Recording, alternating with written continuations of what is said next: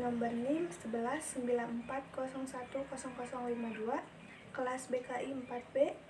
Di sini saya akan menjawab pertanyaan dari soal UTS mata kuliah metodologi dakwah. Jawaban nomor 2, struktur ilmu dakwah lahir dari objek dan metode. Jadi, struktur ilmu dakwah ada dua bagian. Yang pertama, ilmu dasar teoritik, yang merupakan kerangka teori dan metodologi dakwah yang berkaitan dengan prinsip, paradigma, kerangka teori, sistem, dan metodologi dakwah. Nah, contohnya seperti dasar ilmu dakwah, metodologi dakwah, dan yang lain-lain. Nah, lalu yang kedua ada ilmu teknik atau terapan, yaitu disiplin ilmu yang memberikan kerangka operasional kegiatan dakwah Islam.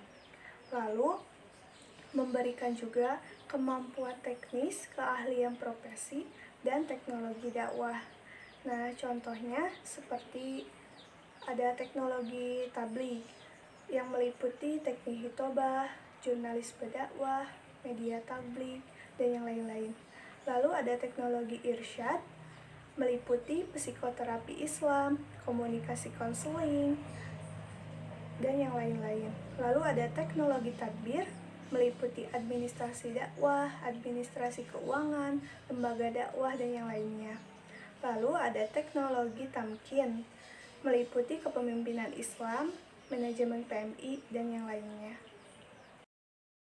Jawaban nomor 4, 10 mabadi asyarah dalam konteks ilmu dakwah. Yang pertama, al-hadu, yaitu batasan atau pengertian. Nah, ini menjelaskan mengenai pengertian ilmu dakwah yang merupakan ilmu yang mempelajari proses penyampaian ajaran Islam kepada umatnya. Yang kedua, al-maudu, yaitu objek kajian. Nah, objek kajian ilmu dakwah terbagi menjadi dua. Yang pertama, objek material, yaitu membahas tentang tingkah laku manusia. Lalu ada objek formal, adalah usaha manusia untuk menyeru atau mengajak manusia lain dengan ajaran Islam agar dapat menerima, meyakini, dan mengamalkan ajaran Islam.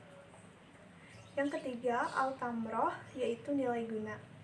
Nah, nilai guna dakwah adalah mengembalikan manusia pada fitrahnya, dan manusia dapat menjalani kehidupan bermasyarakat berdasarkan pada ajaran-ajaran Islam, sehingga dapat tercapai kehidupan yang damai dan harmonis. Yang keempat ada al-nisbah atau kaitan dengan ilmu lain. Nah, di sini ada dua paradigma yang mempengaruhi arah perkembangan dakwah.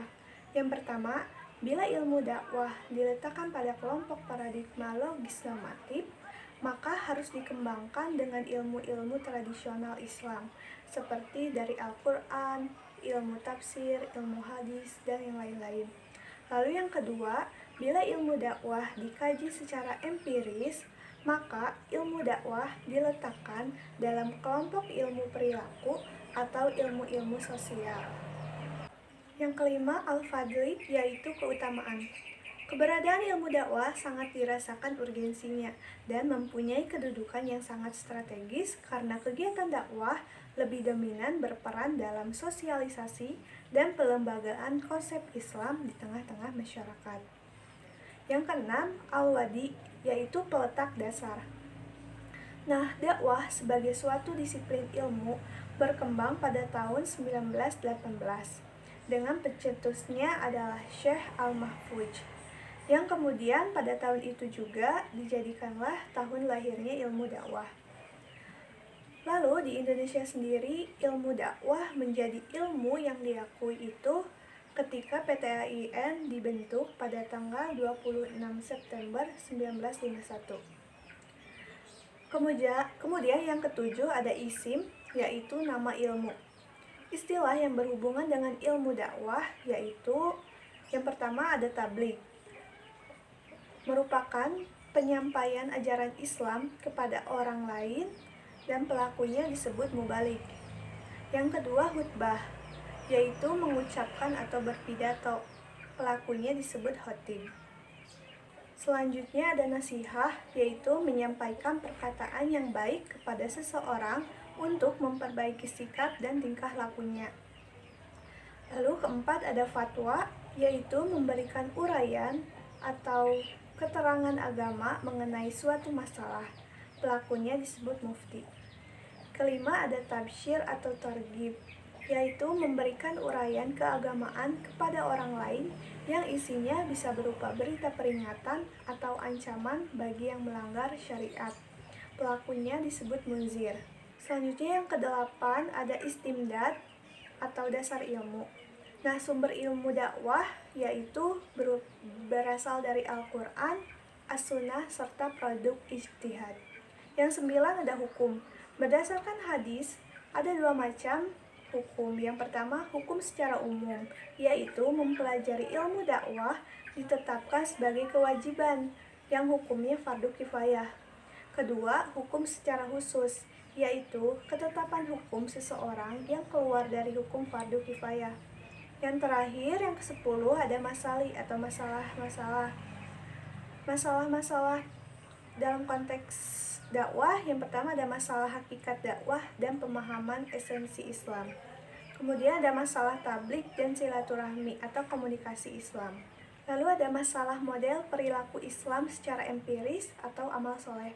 Kemudian ada masalah efisiensi dan efektivitas pencapaian sasaran dan tujuan dakwah. Kemudian yang terakhir ada masalah manajemen dakwah.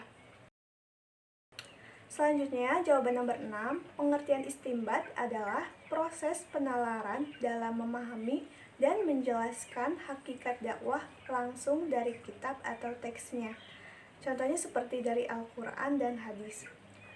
Lalu, pengertian iktibas adalah proses penalaran dalam memahami dan menjelaskan hakikat dakwah dengan cara meminjam metode atau ilmu seperti pada ilmu sosiologi, psikologi, dan yang lain-lain.